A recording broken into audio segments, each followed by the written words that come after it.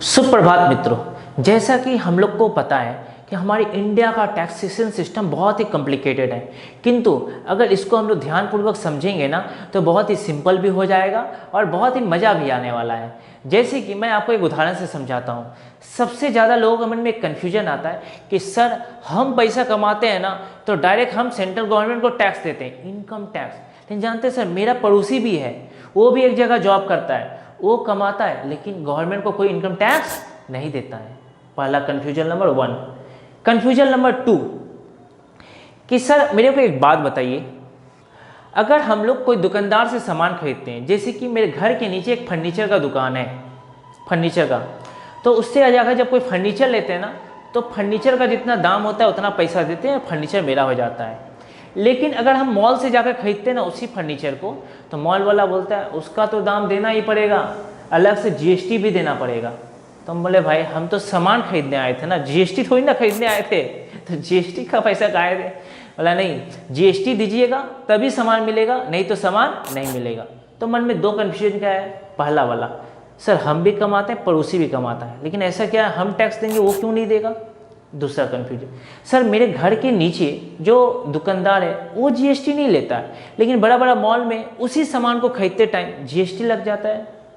और इसके साथ साथ जब हम कमाते थे तो गवर्नमेंट को खुद डायरेक्ट टैक्स देते थे, लेकिन जानते हैं सर जब दुकानदार के पास जाते हैं ना तो हमको उसको दे के आना पड़ता है टैक्स का अमाउंट, और वो गवर्नमेंट तक पहुँचाता है। अगर वो नहीं पहुँचाए तो क्या हो जाएगा, इसको हम लोग समझेंगे एक उदाहरण के रूप में। जैसे कि 2 मित्र हैं, एक का नाम है लोली और दूसरे का नाम है पोली। ये दोनों मित्र में एक बहुत ही गहरा दोस्ती है, ये दोनों एक साथ एक ही ऑफिस में जॉब करता है। लोली साल भर में पैसा कमाता है 5 लाख रुपया और पोली कमाता है 10 लाख।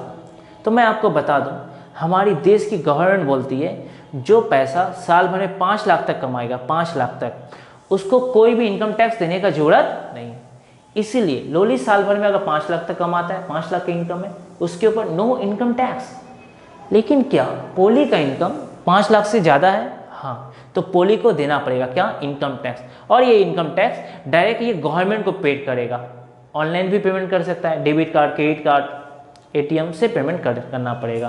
क्यों सर गवर्नमेंट को डायरेक्ट देना पड़ेगा? क्योंकि इनकम टैक्स एक तरह का डायरेक्ट टैक्स होता है, और डायरेक्ट टैक्स का वीडियो का लिंक मैंने डिस्क्रिप्शन बॉक्स में दे दिया है।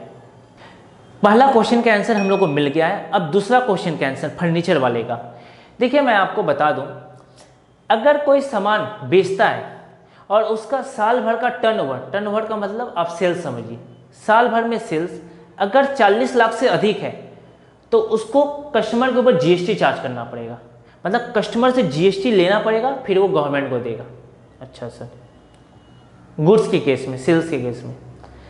अगर बात रहा सर्विस का, तो सर्विस के केस में अगर उसका एक साल में सर्विस अगर 20 लाख से ज़्यादा का प्रोवाइड करता है तो उसको कस्टमर के ऊपर जीएसटी चार्ज करना पड़ेगा। तो मैं आपको बता दूं, जो दूसरा केस स्टडी था मेरा फर्नीचर वाले के केस में, फर्नीचर में क्या हुआ था कि हम लोग जो घर के नीचे के दुकानदार से फर्नीचर लेते हैं ना, क्या उसका साल भर का टर्नओवर 40 लाख तक का है? तो मैंने बोला ना, नहीं है, तो इसीलिए वो कस्टमर से जीएसटी नहीं लेता है। लेकिन जब मॉल से लेते हैं तो हाँ सर, उसका साल भर में सेल्स 40 लाख से अधिक है, इसीलिए वो कस्टमर से जीएसटी चार्ज करता है। पहला डाउट क्लियर। दूसरा, सर अगर वो हमसे जीएसटी ले लिया और गवर्नमेंट तक नहीं पहुंचाया तो उसको इंटरेस्ट देना पड़ेगा जीएसटी पर, उसके ऊपर फाइन लगेगा, पेनाल्टी लगेगा, उसको जेल भी जाना पड़ सकता है, इसीलिए उसको ये जीएसटी का अमाउंट देना ही पड़ेगा। अब दूसरा चीज़, सर सर्विस का केस का कोई एग्जांपल दीजिए। तो जैसे कि ओला में अगर आप बैठेंगे ना तो आपके ऊपर वो जीएसटी चार्ज करेगा आपके ऊपर। सर क्यों?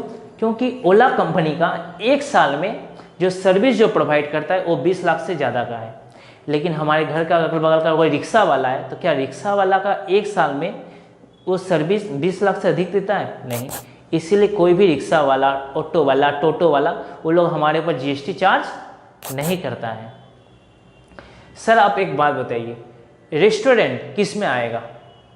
वो तो खाना भी देता है, सर्विस भी देता है, तो गवर्नमेंट ने रेस्टोरेंट को माना है किस में? सर्विस में माना है। जब गवर्नमेंट ने रेस्टोरेंट को सर्विस में मान ही लिया है तो आप मेरे को ये बताइए कितना सप्लाई देने पर रेस्टोरेंट के ऊपर जीएसटी अप्लीकेबल हो जाएगा। 5 सेकेंड का टाइम है। बिल्कुल सही, आपने सही आंसर दिया, 20 लाख एक्सीड करने पर। वीडियो देखने के लिए आपका बहुत धन्यवाद। अगर आपको लगा कि नॉलेज और भी लोगों तक पहुंचना चाहिए तो वीडियो को सब्सक्राइब और शेयर करना बिल्कुल नहीं भूलिएगा। बहुत धन्यवाद मित्रों।